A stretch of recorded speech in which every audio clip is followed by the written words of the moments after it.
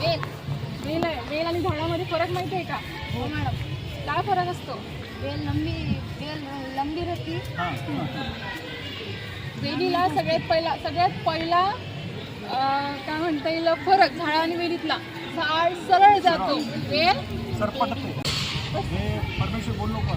आता मी जे सांगितलं ते कोण सांगणार? सांगा वेल आणि झाडामधला फरक. सांगितलं ते कोण सांगणार? सांगा वेल आणि झाडामधला फरक.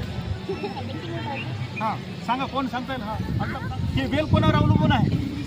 झाडावर, त्या भिंतीवर अवलंबून आहे, झाडावर अवलंबून आहे, त्या जाळीवर अवलंबून आहे की नाही? त्या पत्रावर अवलंबून आहे. म्हणजे डिपेंडेड आहे. कसं आहे झाड? कसं आहे? जर इसको ऐसे लगायचं, इसको पडला, याला वर उंच वाढायचं आहे, मग हा सरळ जाऊ शकतो का? बरोबर आहे, बरोबर आहे, बरोबर आहे.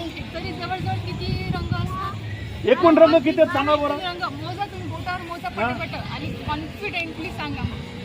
संपूर्ण विश्वामध्ये सांगा. तुम्ही जेवढे कलर बघितलेले तेवढे सांगा. सांगा बरं. 12 कलर असतात. हां ठीक आहे. अजून अजून हां सांगा ना, मुलांना माहित पाहिजे.